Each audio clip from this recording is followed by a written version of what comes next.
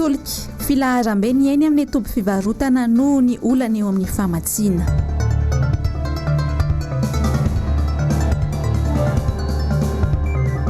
Fivangongoan'ny fako saika manerana n'Antananarivo. Miaina anaty krizy tanteraka ny firenena amin'izao, hoy ny filoha nasionaly ny antokotiko i Madagasikara, Marika Ravalomanana. Tomboko lahy tomboko vavy fanao jedy koa tsika amin'ity niany ity Alatsinainy fa 1 ny volana Oktobra 2024. Tonga soa ato amin'ny fotoana ny vaovao, manasanao mpanajana anaraka izany hatramin'ny farany. Filaharam-be ny tetsy amin'ny toby fivarotan-tsolika tetsy Ampefilo tamin'ny arivariva teo noho ny olana eo amin'ny famatsiana solika moa no antony izany teto Antananarivo renivohitra. Horantsika ny andindin'izay eo amin'ny sariny Mathieu Prancy. Tsy olona milahatra varomora na olona hijery fampisehoana akory ireto mitandahatra eto Ampefilo ireto, fa mpampiasa fitaovam-pitaterana milahatra hividy solika ho an'ny fiarany sy ny motony. Raha efa nisy ny toerana sasatsasa no nahitana olana tamin'ny fitsinjarana lasantsy teto Antananarivo ny alahady 20 Oktobra hariva, dia nitoy ny folakandro ny Alatsinainy izany tsy fisiany solika izany. Ny tetsy Ampefilo sisa no niposesehan'ny mpanjifa. Station Ciel Galana Jovela total tsisy daholo matiany fa eo amin'ny adiny ray sasany fa ny kadam-bahoaka no mitady esansa fa tsy nahita eo amin'ny adiny ray teo amin'ny lahatra rehetra aloha hita hoe manahirana mety voalohany aloha ny embouteillage mamely lalana ratsy dia descente tsy mety dia izay no hita hoe tena problème misy petraika mety zany amin'izy amin'ny asa atao rehetrarehetra gamana atao ketra sakady izay niratsary tena dia zao hitanareo milahatra zao hatrany nosy zato hatrany nosy hatrany ambojatofo tena miteraka mihitsy amin'ilay course ataonay zany dia lasa tsy afaka manao ninina mihitsy ny asanay rehetrarehetra. Zay mitady solika satria tena tsisy mihitsy ny tanàna ny ady tany mandeha ny ady solika koa mandeha fa dia tsy haitsony zany dia varanty tantarity aloha ateko rehefa manodidina Antananarivo mitady zao dia ateo vao mahita. Ankoatra ny reservoiran'ny fiara sy ny moto dia nofenona ihany koa izay rehetra azo nasiana lasantsy toy ny tavoahangy, ny bidon. Tsy mbola fantatra ny toy ny tantara hoy ny fitaintainan'ireo mpanjifa. Za aloha dia kakabe hoe efa misy inona no be dia be moto ety Ampefilo ety amin'izao zao hoe tsisy velona sany sa maninona inona mahatonga an'izany. Raha ohatra ka mitohy dia ohatran'ny sarotra ihany ampianarana miditra zao mpianatra ny examen io atoato misy ilay nefa mandeha vakansa ohatrany somary manahirana ihany mba gaby ny fitondrana fotsiny mba hanao izay ampilamina an'ilay izy be dia be zany ilay zava-mitangy ankehitriny fa mba izao ilay hoe ezahana zany mba hoe isy voka-tsoa ilay izy isy solution saka misy problème dia mba asina solution satria tanga ilay olana tena hatreto aloha tena tsy hitanay hoe ahoana tena tsy hitanay fa dia mizaka fotsiny izay madinika tokony mba jeren'ilay fanjakana aloha ilay ohatr'izao efa mijaly daholo ny olona rehetrarehetra na kely na madinika tena io zany miankina fitona fanjakana ihany mahatonga ny misy sy tsy misy be zavatra tsy vita raha tsisy lesansa satria tenanay mampiasa moto izany za aloha androany vao nalala hoe tsisy lesansa tapotapoka teo tsisy lesansa raha io tsy mety misy manao risirika any ambany fa io asakasaka fanjakana ihany na otoiza izy na lamina izy dia miankina amin'izareo. Roa andro androany izany izay no nitranga ny olana teo amin'ny famatsiana solika teto Antananarivo. Tsy mbola nisy hatreto ny fanazavana ampahibe maso na ny avy amin'ny tompona ndraiky mpanjakana na ny avy amin'ireo mpandraharaha. Raha ny fanazavana areta amin'ireo pompista kosa dia noho ny tsy fahampian'ny angona ao amin'ireo tompon-tsolika no niteraka izao tranga izao. Ho an'ny eny amin'ny fokotany manakam-bahiny sy eny ambanidia ary ny manodidina iny kosa dia efa tagnatin'ny 3 herinandro izay no nisehony fako mivangongo teny antoerana. Misy fiantraikany bevata amin'ny fiainana andavanandro ny mponina izany ary angatan'izy ireo ny analana ireo fako ireo teny antoerana ary mitatitra izay vaovao izay Miradora Benjamina sy Toky Ramarolahy.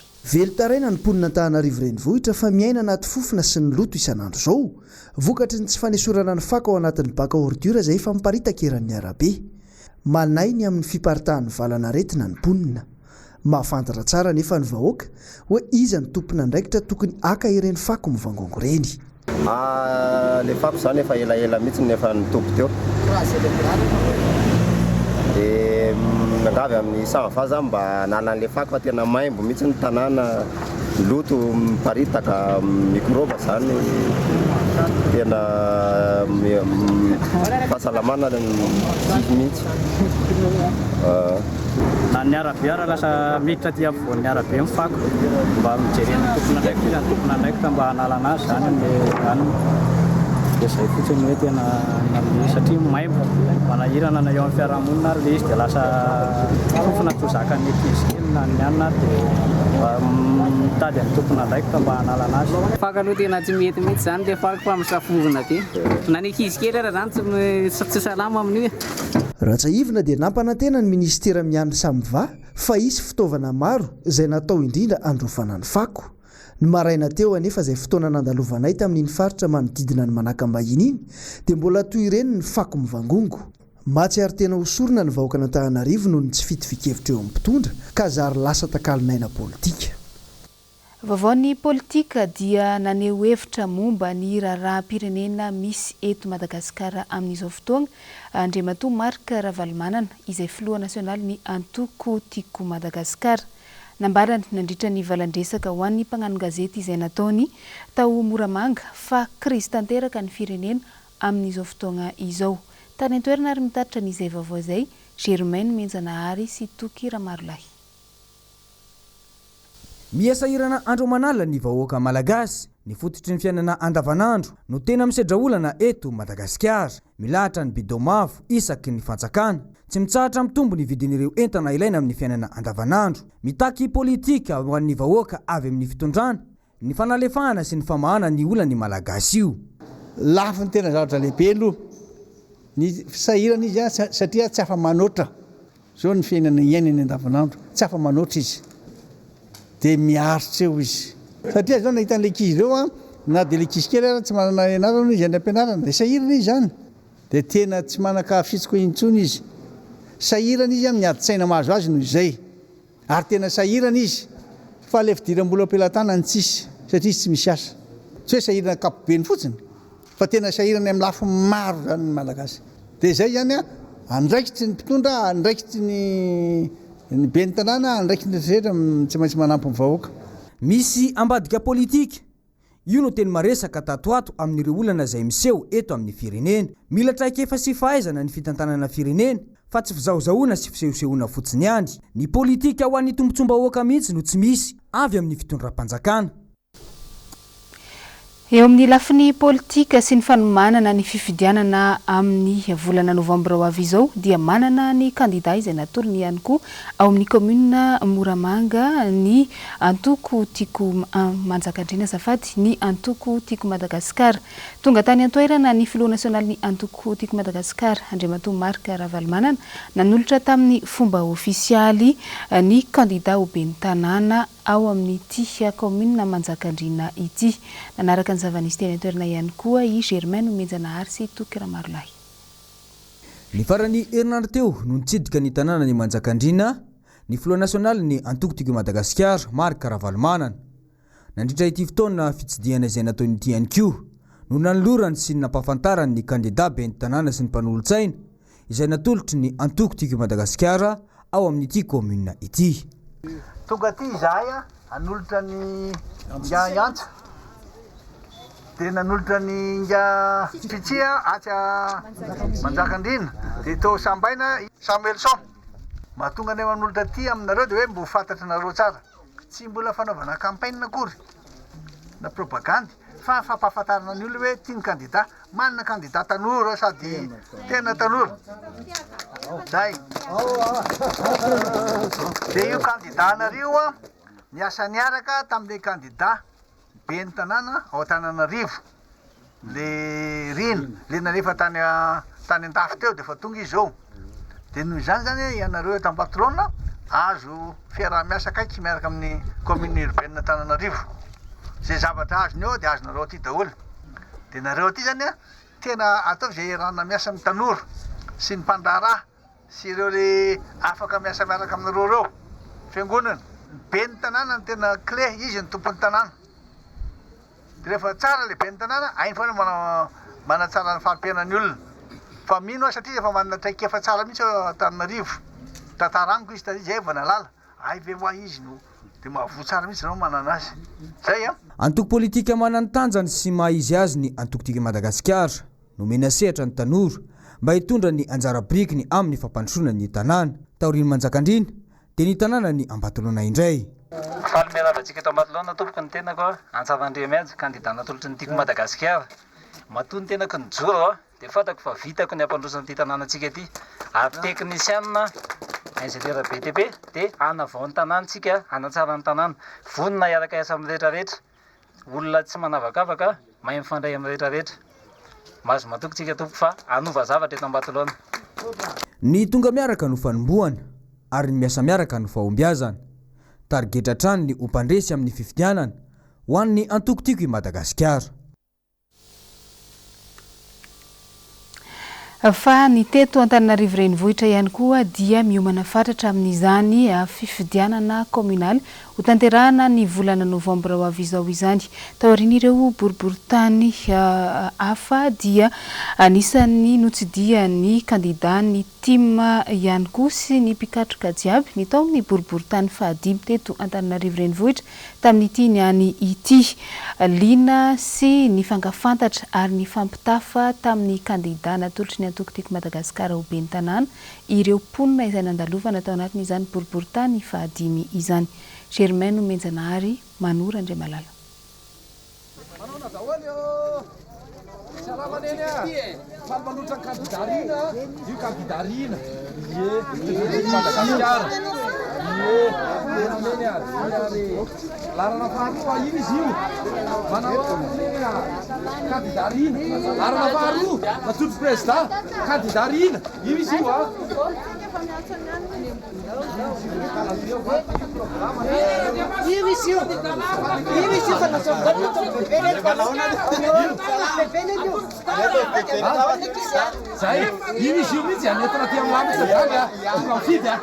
Androany zany zay dia tena nidina ifotony isa-tokantrano mihitsy manontany zay tena olonan'ny ponina sy ny etaetan'izy ireo ary ny fankafantatra dia ahafahana mitondra vahaolana ho an'ny tsirairay avy.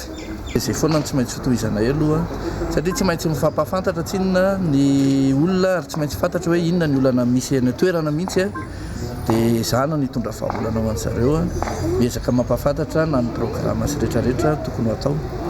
Misy itovizana daholo amin'ny ankapobeny fa zay le izy mila fandaminana le izy ary mila vahaolana hoentina ho an'zareo ihany.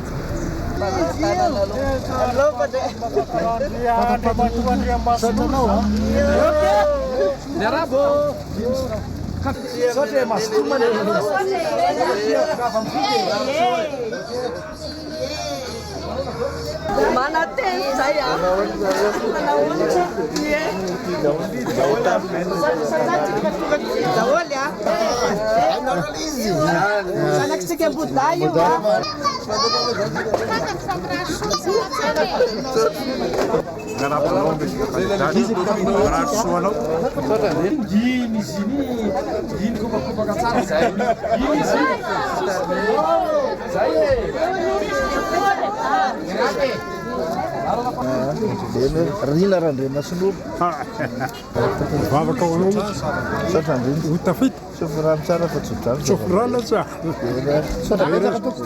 vao mahazo an'ity izy amin'ireo matahotra an'Andriamanitra ifanampy amin'ny firenena ifanampy amin'ny vahoaka malagasy aty io mivalahoaka malagasy mampalahelo zay raha reto mitomany indri zato malagasy fe malagasy fitiavan-tena azasotraneny mirary sotofosotofaina faly manolotra atsika dia mafahatsika mafantana tsara azy sy ny programma nasan'izay rina ino izy io eny ary sotra tawa zay indrindra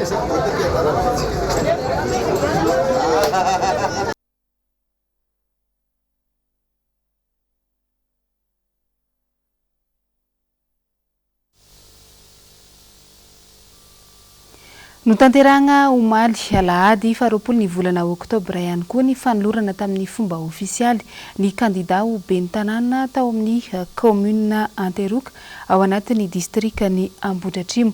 Anisan'ny nitarika n'izany sy nanolotra azy ireo tamin'ny fomba ofisialy ny lehibe mitarika ny distima ao Antoerana sady sobam-bahoaka ny Madagasikara ihany koa dia Andriamatoa Mamy Rabenirina. Noro fitiavana sy tahiry ny aina Ranarinirina no mitatitra ny andindininy. Izy no Andriamatoa Samy Rajonera candidat ben'ny tanàna Tima Larana faharoa ao anaty Belta tokana avy ao amin'ny commune Anteroka distrika Ambohidratrimo. Ramatoa Patricia Andrianartso kosa ny candidat mpanolotsaina miaraka aminy.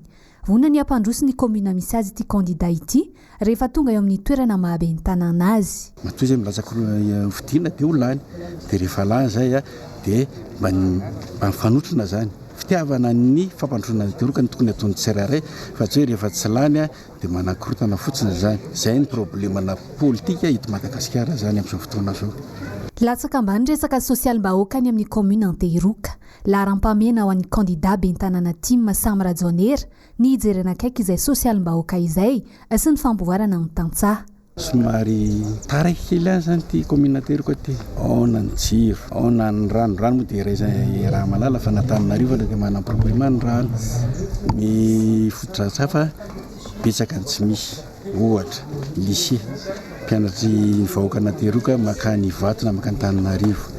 Ny fanariana fako zany dia problema tolotolo. Tsara ny mampatsiahy fa candidat vonona tsy miemotra ampitraikefa azo antoka fa hijery ny tombotsoan'ny daholobe ny candidat avy amin'ny Antoko Tima. Manana candidat ho ben'ny tanàna sy listre ny candidat ho mpanolotsaina ihany koa ny ao amin'ny commune Bongatsara ao amin'ny distrika ny Atsimondrano izay natolotry ny Antoko tiako Madagasikara.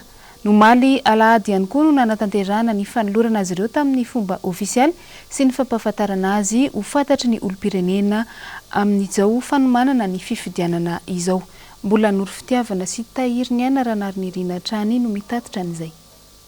Andriamatoa Asinjaka Rasamanatsoa no candidat ben'ny tanàna Tima Larana fahaenina ao anatin'ny Belta tokana avy ao amin'ny commune Bongatsara. Andriamatoa José Rakotofiringa kosa no mpanolotsaina miaraka aminy. Araka ny fifandaminana tao anatin'ny tiako Madagasikara teto amin'ny commune 20 aty Atsimondrano dia androany no ho tonga eto ny député Alain Ratsimazafy hitsodrano sy hanolotra anay amin'ny fomba ofisialy amin'ny mponina sy ny mpanohana anay ankehitriny. Dia mazava ho azy araka ny fanolorana dia ho atsangana eo zay ary misy ihany koa nitsodrano amin'ny député Ray Aman-dreny azy. Vonona ny hijery izay mahasoa ny commune misy azy ny candidat ka nataony ho laharam-pamena ny ampivoarana bebe kokoa ny lafy ny fotodrafitr'asa ao amin'ny commune Bongatsara. Laharam-pamena tompoko dia ny fikarakarana ny rano. Fotodrafitr'asa maharitra izay efa nisy nefa tsy niasa mihitsy dia mila karakaraina farak'izay aingana.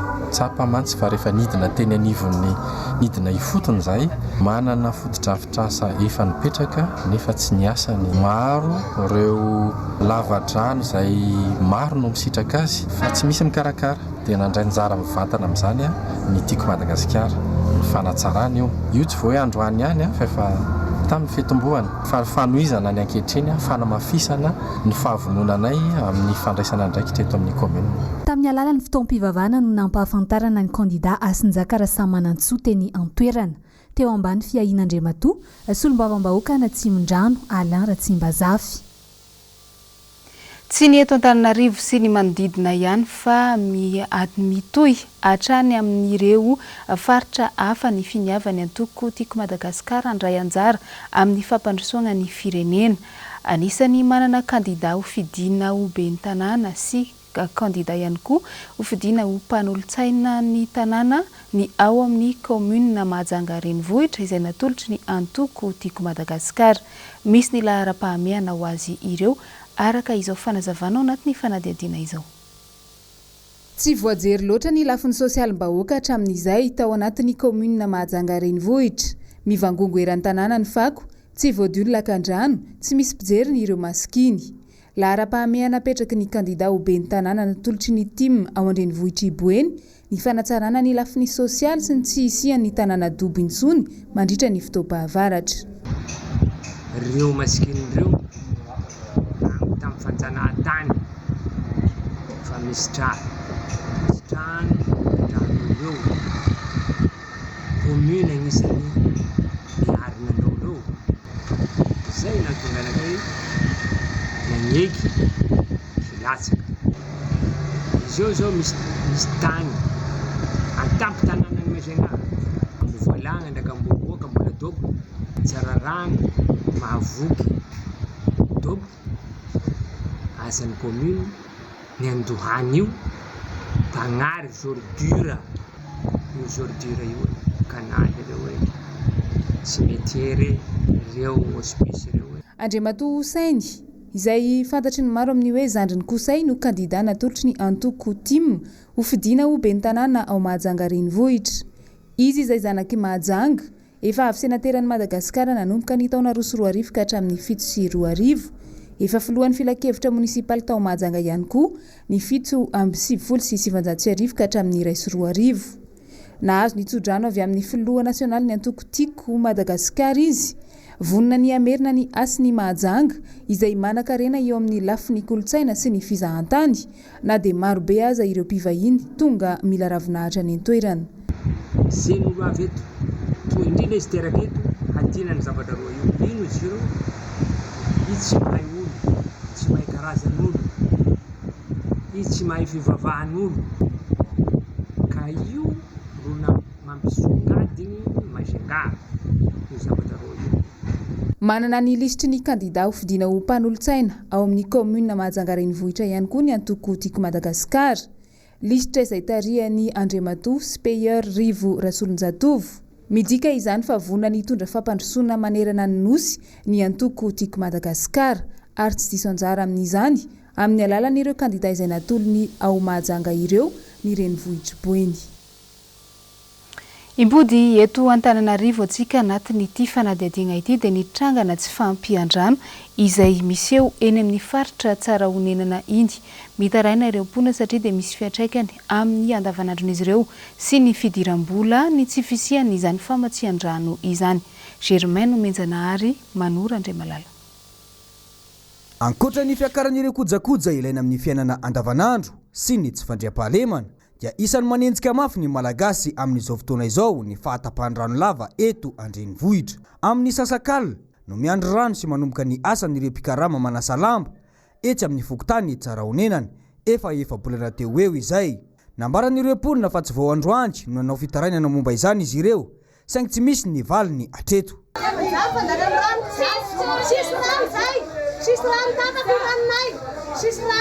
Ranonay zany manomboka amin'ny telo maraina voa dia tsy mandeha fa ohatr'izao fandeha an-drano. Misy taona zay miaro tory dia amin'ny alina zay manasa lamba amin'ny 12 alina. Mila mandeha zany ny ranonay. Tena problemanay eto zany le rano. Amin'ny 12 alina zay manomboka manasa lamba satria tsisy rano. Amin'ny 12 ny rano mandeha dia amin'izay zay manararoatra manasa lamba fa ohatr'izao efa tsisy rano tsony.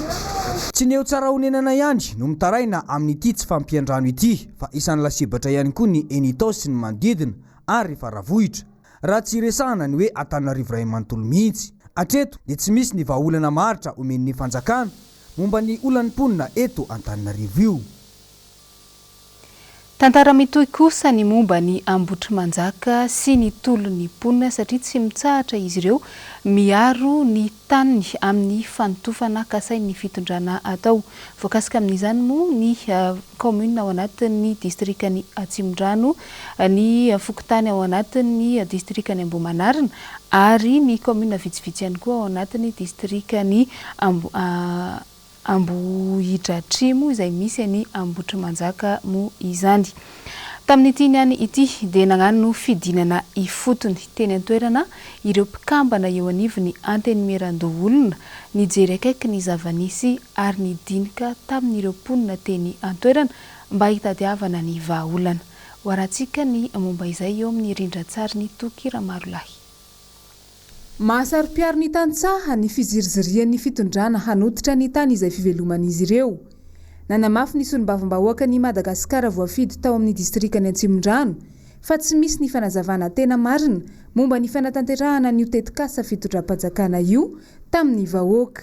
tsy namdeha araka ny tokony izy ihany koa ireo drafitra jiaby sy ny dingana tokony honarahana.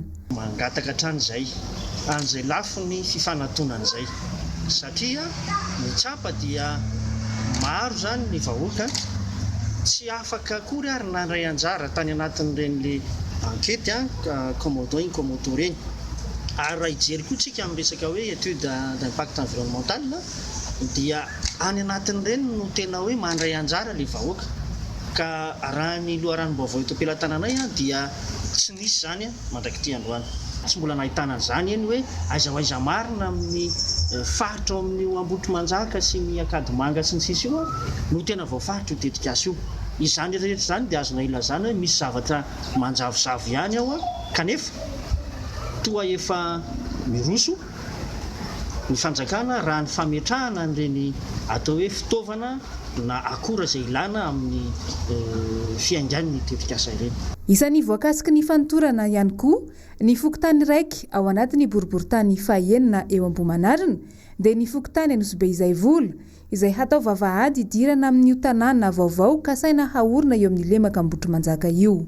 Efa nisy ministra anankiroa tany fa tsy nahafapo ny vahoaka ny resaka tao anatin'izany. Tokony mbola tsy hikitika mihitsy aloha ny tanin'olona hanototra raha tsy misy fifanekena amin'ny vahoaka. Izay vao tokony hanao an'ilay tetikasa zany ny fitondram-panjakana. Manoloana izao, indrindra tao aorian'ireny fifandonana sy fisamborana ireny dia nandray andraikitra ny mpikambana eo anivon'ny antenimieran-doholona nagnano fidinana ifotony ary ny fampidinika sy ny tandregny ny feo ny mponina izay voakasika. Mitatra miantsana tiana itenenina ao amin'ny antenimieran-doholona dia eo amin'ny vahoaka sy ny fitondrana.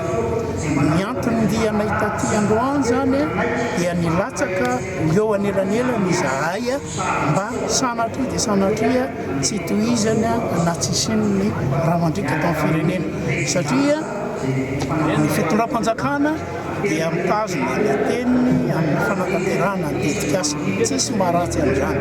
Ny vahoaka koa nefa noho ny fananany sy ireo tanimbary ary ny fivelomany amin'ny toerana io dia mipetraka ihany koa izy miaro ny fananany tao. Izahay tsy miambo hoe hitondra vahaolana avy hatrany fa ny anjaranay angamba dia miantso ny gouvernemanta rehefa mitonga izay fotoana izay milaza aminay zao ny zavatra miadidinay zao ny zavatra misy ka sao dia mba tokony jerena na inona no tokony anohizana an'ilay tetikasa ny filoham-pirenena izay ambarako etona ary izahay eo amin'ny Sénat dia tena tsy misy mandahy na iray ara ny fanaovana zany tanamasoandro zany fa araka ny rehantsika toa sao dia ilay toerana no tokony jerena.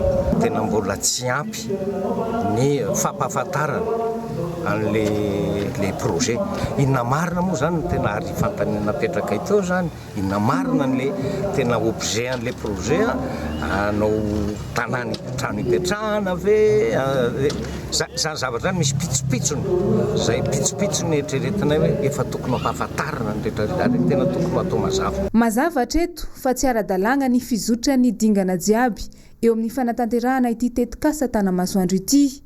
Nanamafy izany raha teo ny mpikambana eo anivon'ny gouvernemanta teny anivon'ny antenimieram-pirenena tamin'ny herinandro lasa teo iny.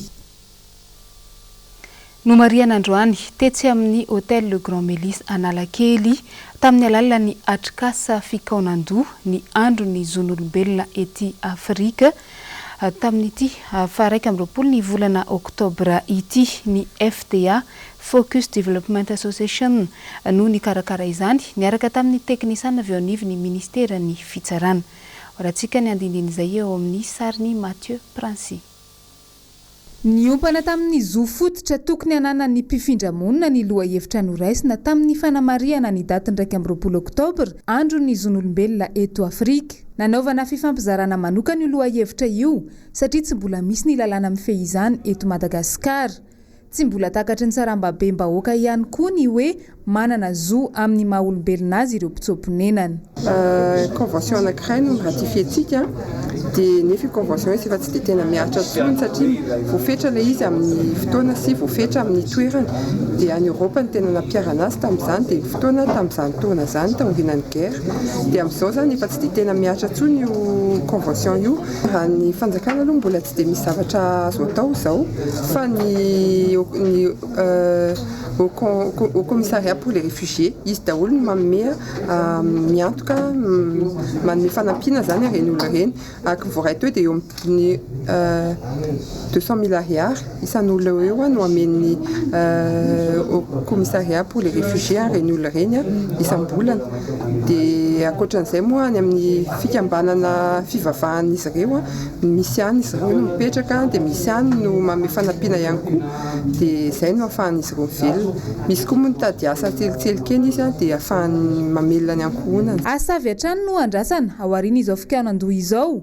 izay nanasana ireo tompon'andraikitra sy fikambanana samihafa misehatra amin'ny anivon'ny fiarahamonina. Samy manana andraikitra amin'izany na ny olom-pirenena tsotra na ireo mpitondra fanjakana indrindra.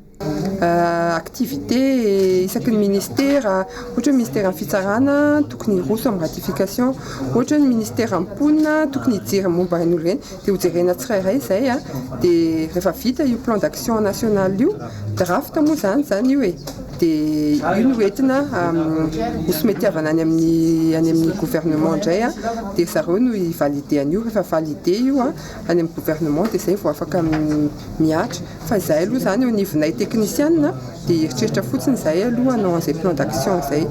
Fianakaviana manodidina ny 50 no tonga mitsoponenana aty Madagasikara amin'izao araka ny fanadihadiana nataony avy amin'ny fitsarana avy any Turquie, Somalia ary Syrie no maro amin'izy ireo. Misy ireo efa niverina any amin'ny firenena fiaviany rehefa nitsahatra ny fanenjehana tany an-toerana araka ny lalàna iraisam-pirenena mifeny fitsoaham-ponenana. Fa nanatateraka fizaham-pahasalamana sy nanome fanafody maimaim-poana ho an'ireo traboina vokatry ny haitrano ny tranga ny Sabotsy Loso teo iny teny amin'ny fokontany Anosibe ireo tompon'andraikitra avy ao anivon'ny boriboritany fahaefatra tamin'ity niany ity. Isolofo ery Andriambololona sy Tahiriny Ranariny no mitatitra ny andindininy. Raha tsy ivona dia nitrangana haitrano teny amin'ny faritra Anosibe fokontany Mandrangombato faharoa ny Sabotsy 7 ny volana Oktobra lasa teo tokony tamin'ny iray ora maraina. Ireo trano azo teny amin'ny manodidina moa no lasibara tamin'izany mbola tsy fantatra mazava hatreto ny fototry ny afo. Raha ny antotanisa voaray tamin'ny fokontany sy ny équipe locale de soutien na ELS eny an-toerana dia trano misy 20 misy fianakaviana 70 ary olona 70 no niarambona tamin'izany. Tonga teny an-toerana ny teo anivony ny boriboritany fahaefatra ao anatin'ny fiadidiana Antananarivo renivohitra izay notarehan'ny dokotera mbola masoandro Erso izay lefitra voalohany ny délégué-ny boriboritany nanome fizaham-pahasalamana sy fanomezana fanafody maimaim-poana ho an'ireo niarambona. Ho fitsinjovana hatrany ny mpiarabelona indrindra ny fahasalaman'izy ireo izay marihana fa ao anatin'ny vinandramatoben'ny tanàna lalao ravalomanana hatrany ny fijerena ny sosialin'ny mponina. Nandritra ny fizaranana fanampiana ho an'ireo trabona dia naneho fisaorana ireo tompon'andraikitra ho amin'izany ireto niarambona. Ho an'ireo izay nanome fanampiana rehetrarehetra tao anatin'izany ny komina boriboritany fahaefatra ny sefokotany sy ireo rehetra izay nanatokosa ny mitondra ny fanampiana teto aminay.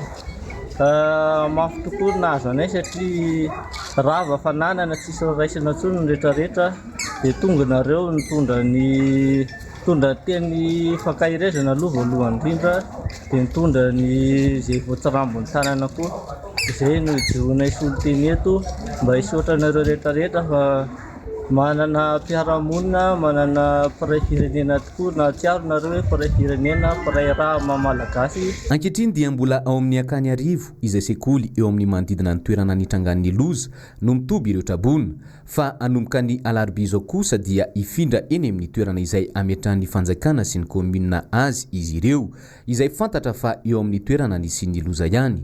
Manentana hatrany ny eto anivon'ny komina Antananarivo renivohitra ny anajanonana ny fanorianana trano azo eto amin'ny tanàna ho fisorohana ny loza tahaka izao. Lavo ny andrarezin'ny mozika malagasy Nodimandry Nomaly teo amin'ny fa 5 taonany ifafa tao amin'ny tarika mahaleo no ny tsy fahasalamana niseho taminy tao anatin'ny volana maromaro no ny tarika n'izao fahafatesany izao. Izy izay namoinainy teny amin'ny hôpitaly Joseph Ravoahangy Andrenavalona teny Anosy. Noro fitiavana sy tahiry ny andrana nirina mampafantatra antsika ny momba an'ity mpanakanto malagasy ity sy ny fandaharam-potoana jiaby amin'izao fahalasanan'izao. Nodimandry ny alady 20 Oktobra teo amin'ny fa 15 taonany Rajaonarson Famantanan-tsoa fantatra amin'ny hoe fafa tao amin'ny tarika maleo rehefa nolazony aretina tao anatin'ny fotoana maharitra. Efa tamin'ny tapaky ny taona 20 sy 20 no tsy salama izy. Teraka ny 17 Mey 1790 teto Antananarivo izy nianatra tao amin'ny lycée tany Antsirabe izay toerana ny fankahitana izy ireo samy mpankafy mozika atao amin'ny tarika. Manambady ary mananjanaka 3. Anisan'ny nanorina ny tarika maleo ny taona 1790 ifafa. Mampiavaka azy ny fananany feo miavaka somary ambony.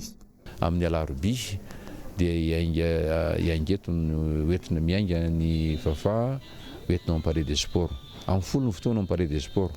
Dia tonga zany le olona anao fanafameloma farany amin'ny fafa sy fanomezam-boninahitra azy.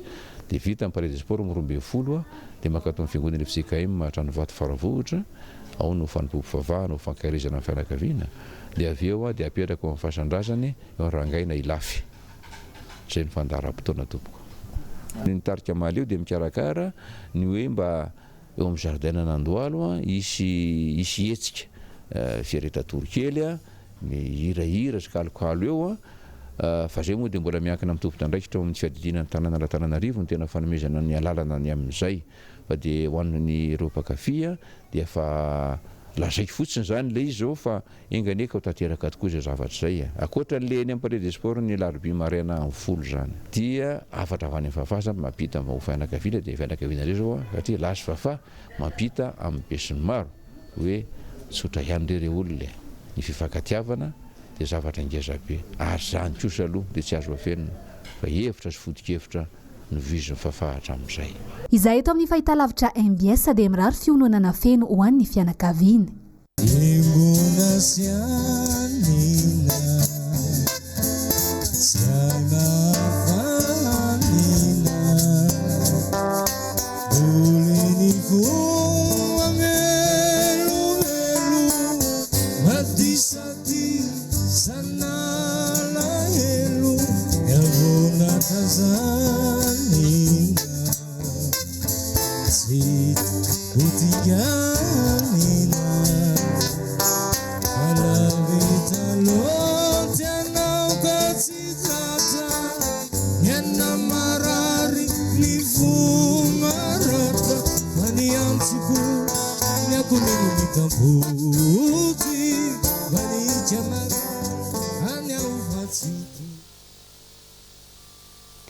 Izay eto amin'ny fahitalavitra sy ny onjam-peo ny MBS moa dia mirary fiononana feno ho an'ny fianakaviany sy ny mpankafy ary ny tarika mahaleo. Fa misy ny fandaminana avy eo anivon'ny fiadidinan'ny commune Antananarivo renivohitra manoloana ny fanamboaran-dalana izay mbola mitohy ankehitriny ho an'ireo izay mpampiasa lalana eto an-drenivohitra. Noro fitiavana no manazava misimisy kokoa ny momba an'izay. Ny fiadidiny tanàna Antananarivo renivohitra dia mampandreny besin'ny maro, indrindra ireo mpampiasa lalana fa mba hampizotra tsara ny asa fanamboaran-dalana izay ataony orinasa Kolas dia arindra toy izao manaraka izao ny fifamoivoizan'ny fiara rehetra tsy ankanavaka. Voarara ho an'ny fifamoivoizan'ny fiara rehetra tsy ankanavaka ny ampan-dalana anelanelan'ny Batistok Andraharo sy ny rond-point Tsaramasay ny talata 20 Oktobra manomboka amin'ny 9 maraina ka hatramin'ny 10:00. Koa ilazana ny tsiraray mba hanaraka ny toromarika ao amin'ny tompona andraikitry ny filaminana sy ny fandrindrana ny fifamoivoizana eny an-toerana. Araka ny famahazatra antsika izy koa fa Alatsinainy karan'izao dia misy an'ilay atao hoe vavalatsaka raha anao mialohany amaranana ny vaovao. Andeha rahantsika ary izay.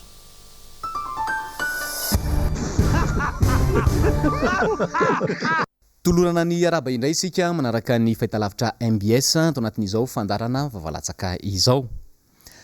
androany dia iresaka mahakasikana litera telo izay natambatra ho iray ny tenako a tsy ny izany fa ny tima izay tena niteraka resabe tokoa tamin'iny herinandro lasa teo iny raha petrako ary zao ny fanontaniana hoe raha mainy lokanao atokantrano ao dia variana nijery vaovao any tima raha misy ny fifanonlanana ao atokantrano ao dia satria anao reriny tsy natraka tamin'ny tima ary raha ohatra ka hoe misy fikasanao ka tsy tanteraka dia nonony tima ary raha mba te antany ary hoe ohatrinona ny vola farany ambany any aminao za aloha tsy misy dia mety hiteny koa ve ianao hoe tima antinambara dia zao ho fetsika amin'ny oam-pitenenana malagasy izay fahendrenana nanany taolo manao hoe ny kary no be mpanakora ny kisoa no be tondromolotra fa ny olona kosa no be fihavanana izay no amamarana ny fandarana androany makasitraka makatelanao naharitra anjery veloma tompoko